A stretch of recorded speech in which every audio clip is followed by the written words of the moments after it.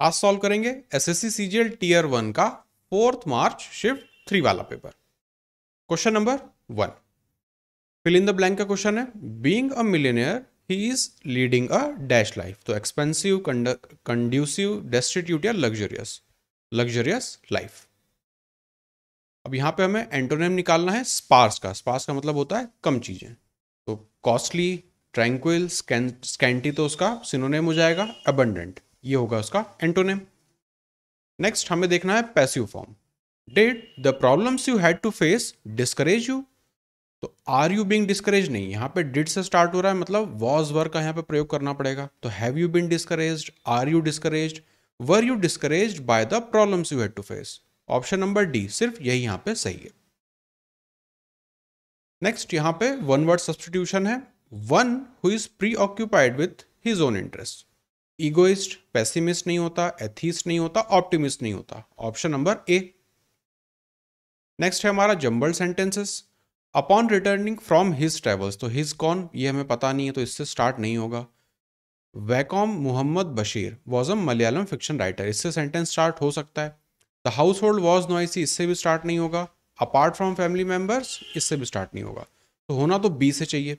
अब option start भी सारे बी से ही हो रहे हैं, तो एक एक करके चेक करते हैं। अगर हम पहले ए को देखें तो Vaikom Mohammed Basheer was a Malayalam fiction writer from Vaikom in Kerala.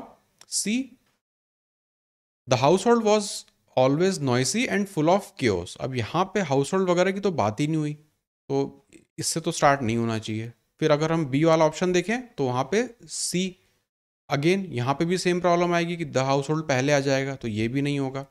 Next अगर हम सी वाला देखें तो B A D C, B हमने देख लिया, अब ए।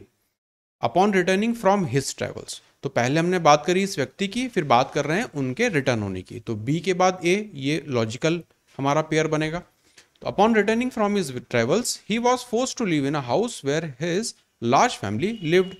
ठीक है, अब डी को अगर हम देखें ये वाला, apart from family members, merits of domestic animals also treated the house as their own. C, the household was always noisy and full of chaos, no place for a writer surely. तो option number C ही यहाँ पे logical है। Next यहाँ पे incorrectly spelled word को हमें देखना है।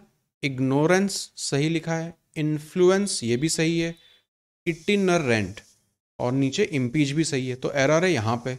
अब एरर कहाँ पर है, इटिनरेंट की अगर हम स्पेलिंग देखें तो यहाँ पे ए होना चाहिए, ई की जगह ए होगा। नेक्स्ट क्लोज टेस्ट है, तो पहले पूरा पढ़ेंगे उसके बाद हम सॉल्व करेंगे।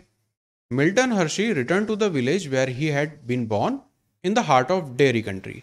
ही opened his chocolate manufacturing plant 1905 with access to all the fresh milk. He began producing the finest milk chocolate. The plant opened in a small Pennsylvania village is today the chocolate factory in the world.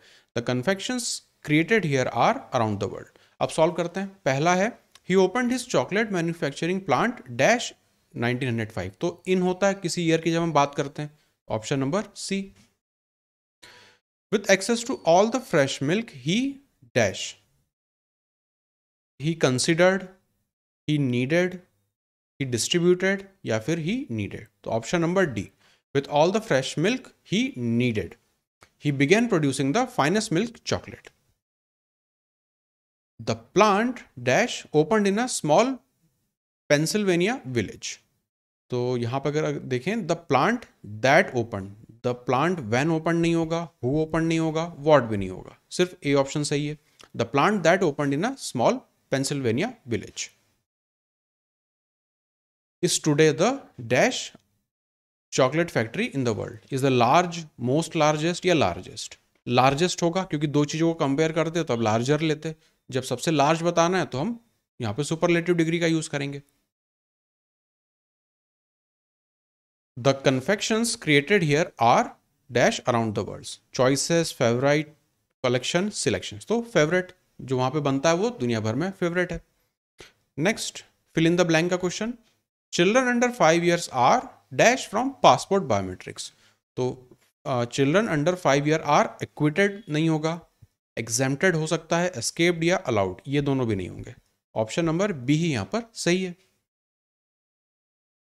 Group of words मतलब ये हमारा one word substitution है, a geometrical figure with 8 sides, octagon, direct है ये तो। Idiom का meaning हमें देखना है ब्रिंग टू लाइट, मतलब चीजों को सामने लाना। तो रिवील क्लियरली हो सकता है, चीयर समवन नहीं होगा, प्रेज इन पब्लिक नहीं होगा, ब्राइटन अप भी नहीं होगा। ऑप्शन नंबर ए ही करेक्ट है। नेक्स्ट हमें सिनोनिम देखना है फ्यूरी का। फ्यूरी का मतलब होता है गुस्सा, तो सिन, रिस्क, एंगर या क्राइम। एंगर यहां पे सही हो जाएगा। अब हमें ईडियम को देखना है होल्ड वाटर। तो होल्ड वाटर का मतलब होता है किसी चीज का सत्य होना, जैसे थ्योरम्स होल्ड वाटर। तो टू बी फिकल नहीं होगा, टू बी बिजी नहीं होता, टू बी वैलिड हो सकता है, टू बी डीप ये भी नहीं है। ऑप्शन नंबर सी यहां पे करेक्ट है। अब हमारा नो सब्स्टिट्यूशन मतलब सेंटेंस इंप्रूवमेंट का क्वेश्चन है। Your advice will benefit to me, और ऑप्शंस देखें तो बेनिफिट मतलब इस वाले पार्ट में हमें देखना है। तो your advice will benefit to me, benefit to नहीं होता, डायरेक्ट बेनिफिट मी होता है। टू का प्रयोग हम नहीं करते बेनिफिट के बाद में ऐसे सेंटेंसेस में। तो ऑप्शन आएगा हमारा B, your advice will benefit me, simple. Next है where you left your bag yesterday. तो यहां पे वेयर मतलब इस वाले पार्ट में हमें देखना है वेयर यू लेफ्ट नहीं, वेयर डिड यू। हम हमेशा डिड का प्रयोग करते हैं, और जब भी डिड का प्रयोग करेंगे तो उसके बाद जो हमारा वर्ब आता है वो हमेशा फर्स्ट फॉर्म का होता है, तो लेफ्ट भी नहीं होगा। तो अगर हम देखें वेयर डिड यू लेफ्ट, ये भी गलत है, ज्यादातर लोग इसे मार्क कर देंगे जो कि गलत ऑप्शन है। Where did you, where were you living, ये भी गलत है, और where did you live. Option number D यहाँ पे सही है। तो डी और बी में सबसे ज्यादा गलतियां होंगी। आपको ध्यान रखना है कि जब भी क्वेश्चन वाला सेंटेंस बनेगा और उसमें डिड का प्रयोग हो तो बाद में जो वर्ब आता है वो फर्स्ट फॉर्म का होता है। नेक्स्ट हमें एंटोनिम देखना है फ्रेंडशिप का, तो उसका उल्टा होगा दुश्मनी। तो एनमिटी दिख रहा है मुझे, amity, slavery, arrogance. Option number A. अब हमें बनाना है direct form. The lawyer said to me there is no proof of your involvement in this case. तो सेड टू ये टोल्ड हो जाएगा, देयर इज का वॉज हो जाएगा। अब ये दो चीजें देख लेते हैं। The lawyer told that there is दिखा तो इसे हम हटा देंगे। The lawyer told me that there was no proof of my involvement, ये हो सकता है। The lawyer told me that there is, again is दिखा, हटा देंगे। द लॉयर सेड मी तो होता ही नहीं है। तो ऑप्शन नंबर बी ही यहाँ पे सही ऑप्शन है। अब हमें ग्रामेटिकल एरर देखना है इस सेंटेंस में। I am believing you have submitted all the necessary documents. तो आई एम के बाद बिलीविंग नहीं होता, I believe you have submitted होता है। तो एरर है हमारे फर्स्ट वाले पार्ट में। No sooner did we receive your message when we heaved a sigh of relief. No sooner के साथ जो ये कंजंक्शन का पेयर बनता है वो देन का बनता है, जबकि यहां पे व्हेन लिखा है, तो यहां पर ये गलती है। एरर है हमारा व्हेन, ऑप्शन नंबर डी में। तो व्हेन कब आता है? स्कार्सली और हार्डली के साथ। नो सूनर के साथ देन आता है। अभी करेक्ट ऑर्डर में हमें इसे जमाना है, मतलब जंबल्ड सेंटेंस का क्वेश्चन है। Even the most ill equipped laboratory would have been better than their shed. Their किसका पता नहीं। Thus they did not allow, again यहाँ पे पता नहीं चल रहा, पहले किसी की बात होनी चाहिए ना, उसके बाद सेंटेंस शुरू होगा। बट देयर माइंड, तो यहाँ भी नहीं। The Curies had to work. अब ऑप्शन तो डी से स्टार्ट होगा हमारा सेंटेंस। तो डी अगर देखें तो ए और डी में है, सी और बी को हम एलिमिनेट कर देंगे। अब ऊपर से शुरू करते हैं, D A C B. The Curies had to work in extreme poverty, ठीक है। A, even the most ill equipped laboratory would have been better than their shed. C, but their mind was set upon the discovery of radium. B, thus they did not allow any difficulties to come in their way. बिल्कुल यहाँ पे सही हमारा flow बन रहा है, तो option number ए। Next हमें सिनोनिम देखना है सॉलिटरी का। तो सॉलिटरी का मतलब होता है किसी चीज का अकेला होना। इसे से मिलता जुलता शब्द होता है सॉलिडेटरी, तो उसका वो शब्द आपके लिए होमवर्क है।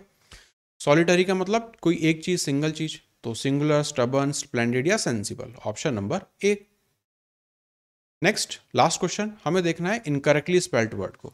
तो डिलीवर DELI होता है, देखते ही ये तो कैंसिल हो जाएगा, तो ऑप्शन नंबर ए यहाँ पे गलत है।